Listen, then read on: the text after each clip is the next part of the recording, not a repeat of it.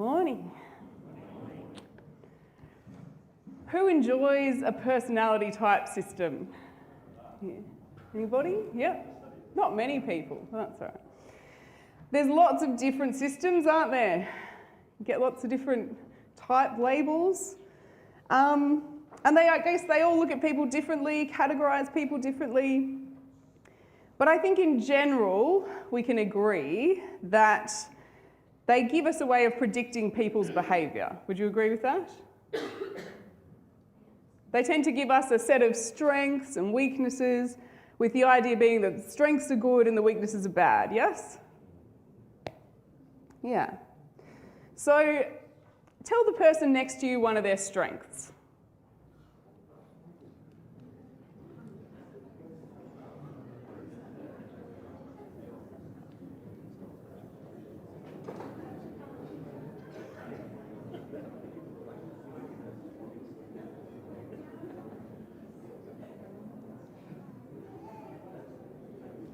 Make sure you give them one back. You don't want to just take all the strengths. All right, we good? Everyone got one? We've all got strengths, haven't we? So it's good. All right, tell the person next to you one of their weaknesses. Oh, good. You're all very smart, I can see. I thought I'd have to tell you not to, but everyone was just like, oh, she's joking. Yeah. All right. Isn't that funny? How we tend to be very afraid of our weaknesses. We wouldn't want to tell somebody else what theirs are. And yet, I would put it to you that it's actually your strengths that give away the things that you would most like to hide about yourself. Our strengths guard the doorway to our biggest fear. And so understanding your own strengths is a shortcut to uncovering your own biggest fear. Allow me to demonstrate. I would like to introduce to you Exhibit A. Exhibit A, if you wouldn't mind coming up. Hello. This is our friend Tim. We all know him, right? Or most of you know him. Hi, Robert. He's lived among you for many years. So what I'd like to find out from you is, can you tell us one of Tim's strengths? I like it. Good looking. All right, we've got good looking, yes. So good. Hard working, all right. Thank you, Lindsay. Patience, very good. Thank you, Dave. A good craftsman. Generous with his time. A good Christian, was that? Oh, yeah. He is good. He likes to refer to you all as heathens. Just so pagans. You know. Yeah. Pagans, oh sorry, pagans, yeah. Good at problem solving, yes, very good.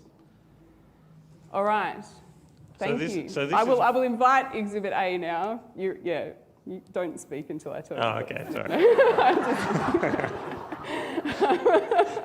Shall I sit back down? No. Please unpack for us out of this list of your, beautiful list of your strengths, your biggest fear. Yeah, so I guess this is where it gets interesting, because how could those things be hiding my biggest fear?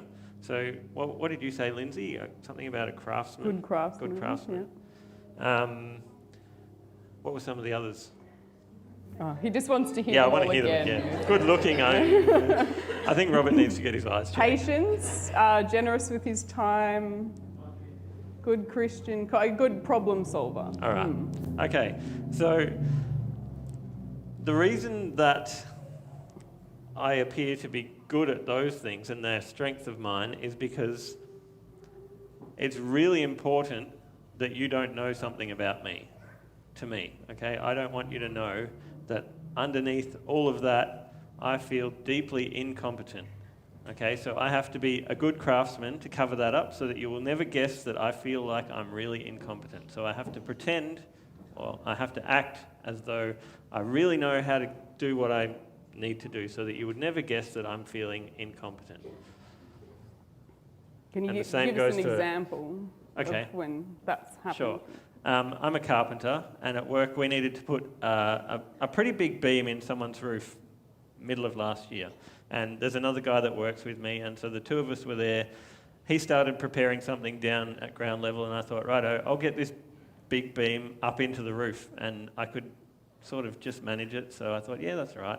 So I climbed up the ladder, opened the manhole, got this great big long beam, and I poked it up through the manhole, and I got it in about halfway, and then it's filling up the whole manhole, and I can't get in there to deal with it, and I can't keep pushing it. And I'm like, what do I do? I should go and get Jay to come and help me, right? Obvious solution. Where is Jay right now? Jay is at the same place working on something at ground level that also needs to be done before we can go home that day. Just So, a shout away. yeah, just nearby. And so I'm like, okay, How heavy No. is this beam? yeah, heavy. Yeah. Heavy and awkward and long and How heavy? probably 40 kilos. Yeah. And so I'm How high off the ground? 3 metres. Right. Yeah. So I'm like, all right, back up the ladder. I've got to be able to get this beam in. So I start pushing. Eventually I move it a bit further in. I'm like, oh good, yeah, I might be able to do this. And I'm on this ladder just balancing there, and not a great way to work. I got down off the ladder. I went to go get Jay, and I was like, no, I can do this. Stubbornly, I got the beam into the roof space, and I was like, okay, once I get it in there, I'll get Jay to help me manoeuvre it through the roof. I don't know if anyone's been in a roof. Not a favour that you're asking of him, No. right? This man is employed by you for tasks such as this. Yes, that's right. Yeah. just checking. Yeah, so I thought I'll go get him to help me get it through the roof space, because in most roofs, this roof was a trussed roof, so there are all sorts of webs and things that you have to get through. The trusses in this roof were spaced fairly far apart, so it's, you're taking big steps, and I was thinking, if I've got this big long beam and I'm trying to get through these webs, it's going to be awkward. I'll get him to help me with that. By the time I finally got this beam into the roof, I guess I felt embarrassed, and I was like, well, I don't really want to ask him for help, so I'm just going to get it round there. So then I get up in the roof, I carry this beam, and you can't just carry it like this where it'd be comfortable. It's like out here to try and get around corners, and it was really, really awkward. I got it there, we got it all done. Jay doesn't know that I had this big struggle with the beam. I never told him about it, because he might think that I'm incompetent. He might see the truth about me. Now, it's so important to me that you don't know that I feel incompetent, that I would rather die. I would rather put myself through the risk of death or serious injury to not have you see that. So the next day, I couldn't stand up. And it's been about 8 months, and I can now just comfortably stand. Many trips to the physio. So this is how important it is to me that you don't know this about me. So how about we consult Exhibit B?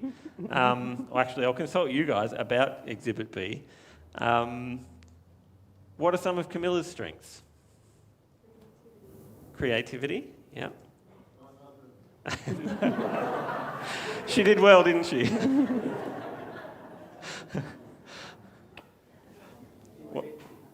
What was that one? Inventive, yes. Beautiful. Sorry, what was that? Confident, yes. Astute, good with words. Yep. Okay, so Camilla, would you like to unpack this so that we can see what's hiding behind that for you? No. Yeah. I don't think so. So, Tim, under all these apparent strengths, my biggest fear is being worthless. So I so fear being worthless and ignored and unimpressive that I will do anything, whatever I can, to make sure that I appear to be impressive. Tim has shared that he'd be willing to die in order to not appear incompetent. And yeah, I'd be willing to die not to appear worthless. But not only that, I would be willing to kill for it. Why do you think I chose Tim? Just because I'm good looking, Robert said it before. Yeah, it's debatable. No. Apart from his many good qualities, what I knew that I needed in my life was a stage builder. And so I quite literally chose one. So for those not in the know, Tim actually built this stage. He's a carpenter. And I wanted to make sure that I was going to get one. And not only would he build me a stage, in fact, when I met him, he was quite a proficient stage builder by that time, even when we started dating. Son of a youth director, he travelled all over building camporee stages and youth congress stages and various things. And I knew that I had to be on that stage. But I was not the son of a, famous, well, no, I was not the son of anybody, but I was not the offspring of a, connected person. And I needed such a connected person to get me onto that stage.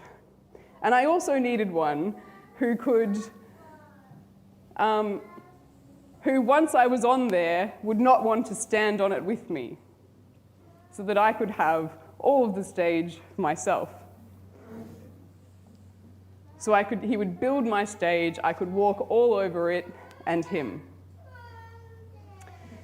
And huge problems have been caused in our relationship because I would prefer to push Tim under the bus in order to make myself look good. So how on earth did these drives in us become so strong? Like, it's one thing to be afraid of something, right? But to be willing to go that far in order to cover it up, where does its power come from? Let's go back to a time before sin.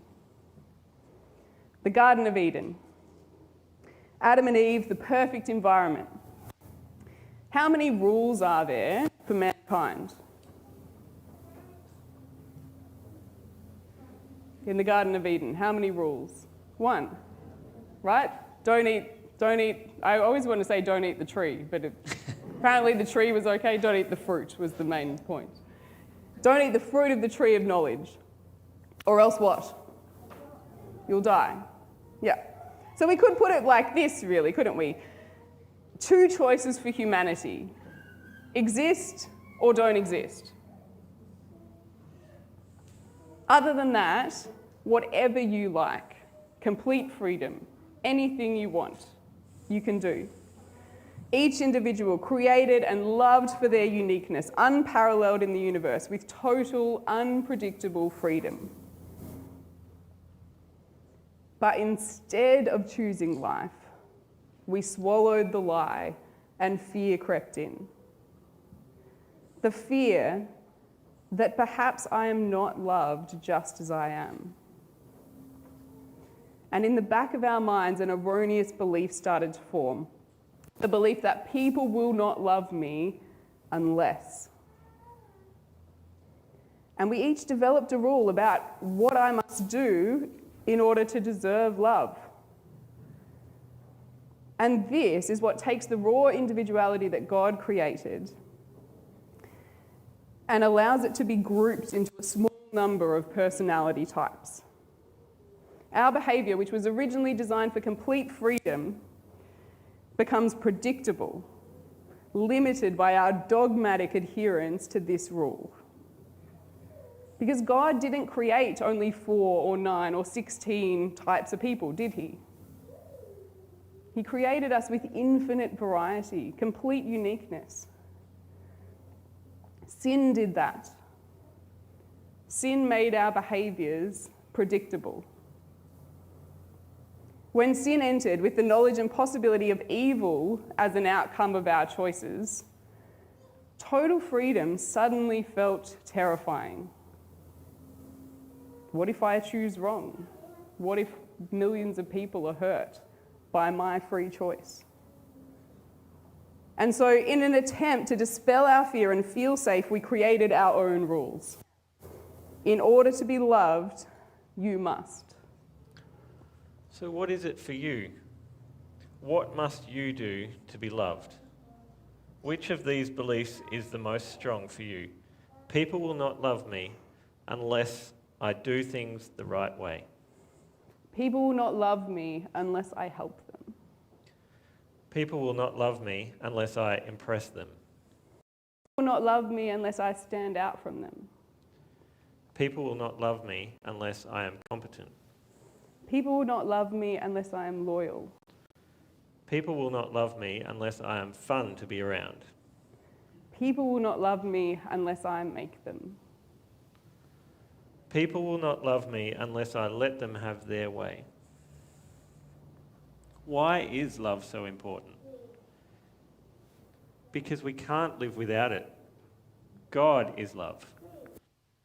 That's where it starts to get scary. Because at the bottom line, that belief is not really about people at all. The real fear is that God will not love me unless. God will not love me unless I'm competent, unless I work it all out on my own. God will not love me unless I impress him. Without his love, I will die. And this is why I cling to this belief and the resulting behaviour so strongly, because I think that by them, I will convince God to save me. And so it becomes apparent that my strengths disguise my greatest sin. While ever I hold on to this belief, I reject God's love. I refuse to accept it as a free gift because I think I've figured out how to do it on my own and I'm going to earn it for myself. When I hold on to this belief, I face the very real risk that I will reject the saving grace of God. Now you might be thinking, surely not. I wouldn't reject God. Nothing would make me reject his love. I know that he loves me. If Jesus were to come here, as he did 2,000 years ago, recruiting disciples and call me to follow him, what would I do? His call to me might sound something like this. Come and follow me.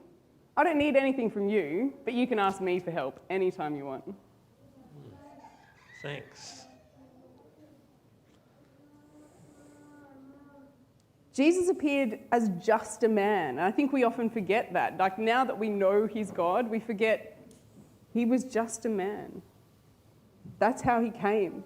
Would I honestly allow myself to be second fiddle to an upstart tradesman who thinks he knows everything? His call to me might well feel like, come and follow me.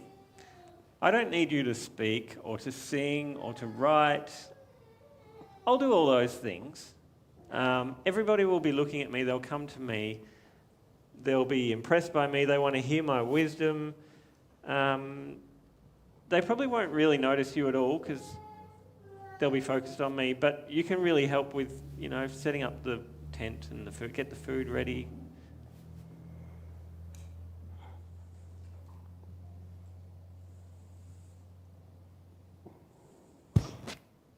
it hurts my heart to know that I would refuse this call.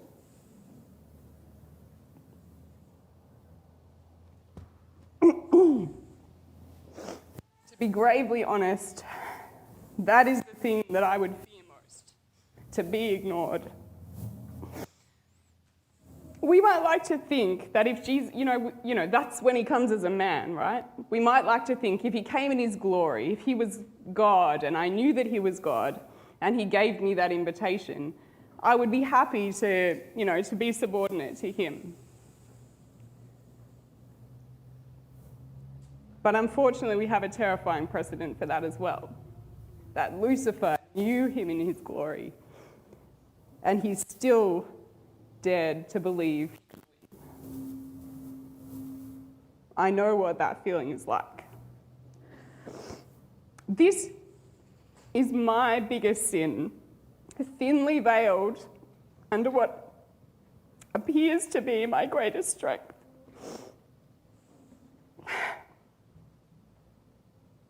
The strength that I use for God, that I'm using right now for God, by standing here and preaching to you. You know, maybe I can help God out. Maybe he needs help. Maybe he could sit down for a minute and see what I can do. Maybe if I impress him enough, then he will love me. When I stand up here to preach a sermon, part of the reason I'm doing it is because it will bring me attention. It might impress people, it might earn me their love, and ultimately earn me God's love. Is this, after all, a good deed? Suddenly it's not so impressive when you put it like that, is it? I don't want anyone to see that unimpressive motivation underneath everything I do. Bless you, thank you. Maybe I should just sit down right now so that people won't see that. But it goes either way, doesn't it? I'm stuck.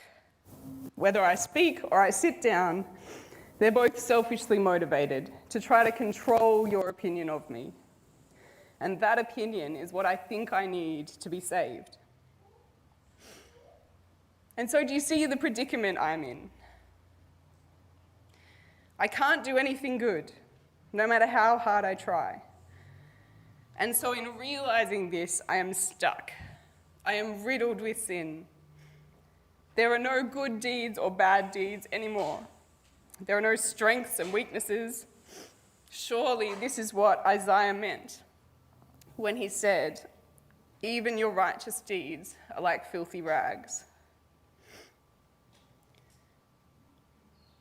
If we could have some more slides in the upcoming part. I think of all the Bible writers, Paul expressed this bind we're in most clearly. In Romans chapter 7, he said, "And so I find this law at work. Although I want to do good, evil is right there with me. For in my inner being I delight in God's law. But I see another law at work in me, waging war against the law of my mind, making me a prisoner of the law of sin at work in me. What a wretched man I am! Who will rescue me from this body that is subject to death?" Thanks be to God who delivers me through Christ Jesus our Lord. And so the realization of this predicament, precisely because of its hopelessness, in making clear that after all, nothing I did was ever important, it returns me again to complete freedom. When suddenly there is no distinction between good deeds and bad deeds. As Paul said later on, everything is permissible for me. It was never about me. God doesn't need my sermon. And so now I can choose to say it or not to say it. Either choice will be riddled with sin. I'm not helping him. He's letting me help for my own growth. He doesn't need my help. It's kind of like maybe when you let your kids help get a meal ready, especially when they're little. You don't do it because you actually need their help or maybe not even want their help. It helps grow the relationship. It helps their development. It's good for them to learn how to do something and to be a part of it. And so I guess it's kind of like that God lets us help him. He lets us be part of it so that we can experience that love and that growth for ourselves and that we can be a contribution to the people around us. The reason that we possess these strengths that we've been talking about or that we're good at things is because we believe that these things are essential. We see them as our path to earning the respect and the love and the admiration from the people around us. Ultimately, we see them as the means by which we earn our own salvation. Our personality characteristics form around the idea that God will not love me unless I'm competent, unless I can figure it all out on my own. God will not love me unless I impress him. Now, this answers many of the questions we have about ourselves. Why do I agree to do things too quickly and then want to backpedal out of them later? Why do I keep doing the things that I don't want to do? Why am I so unreasonably impatient? Why can't the ground just open up and swallow me? Why do I get incredibly stressed out at the thought of spending long periods of time with people that I don't know very well? Why do I lie? It also answers many of the questions that we have in our relationships. Why does he not answer me when I'm pleading with him for a response? Why does she need an answer right now? Why does he correct me when I'm trying to tell a story? Why does she belittle me? Why won't he do something about building our house extension? Why does she always go too far and push too hard? At the bottom of every argument you have with your spouse is your greatest fear. Do you see it in these? Underneath each of these questions, the real question is, why does he not love me? In James chapter 4, we read this. What causes fights and quarrels among you? Don't they come from your desires that battle within you? You desire, but you do not have, so you kill. You covet, but you cannot get what you want, so you quarrel and fight. You do not have because you do not ask God. And when you ask, you do not receive because you ask with wrong motives, that you may spend what you get on your pleasures. We don't feel loved by our spouse because we are so focused on getting it in only one way. In my pain, I ask Tim to love me because I am impressive. And he tells me that he cannot do that. Not because he doesn't love me, because the reason he loved me was never because I was impressive. I ask God to please save me because I am impressive. He says he cannot. When you ask, you do not receive because you ask with wrong motives. We don't feel loved by our partner or by God because we will only accept love based on our rule.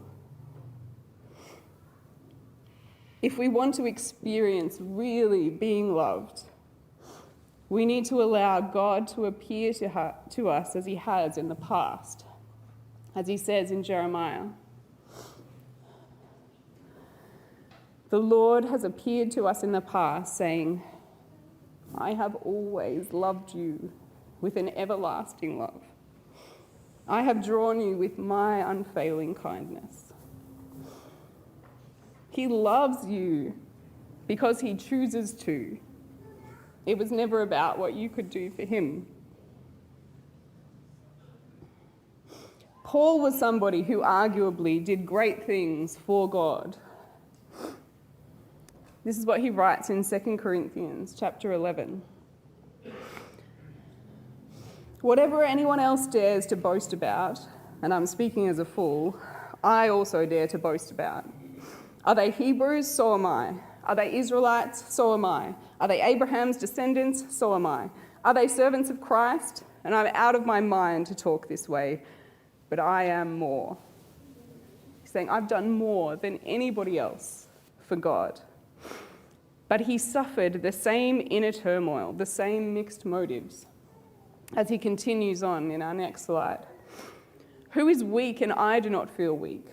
Who is led into sin and I do not inwardly burn? And he realized through this struggle that it was only through his weaknesses that he was able to accept the grace of God. His strengths would keep him out. He said, if I must boast, I will boast of the things that show my weakness. And then he continues on in words I have not written down. Therefore, in order to keep me from becoming conceited, I was given a thorn in my flesh, a messenger from Satan to torment me. 3 times I pleaded with the Lord to take it away from me. But he said, "My grace is sufficient for you, for my power is made perfect in weakness. Therefore, I will boast all the more gladly about my weaknesses, so that Christ's power may rest on me. That is why, for Christ's sake, I delight in weaknesses, in insults, in hardships, in persecutions, in difficulties.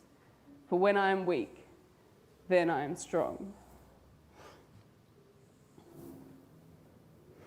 Jesus too preached this message. He confirmed it directly from God to us in the Beatitudes, where he said, "God blesses those who are poor and realize their need for him, for the kingdom of heaven is theirs."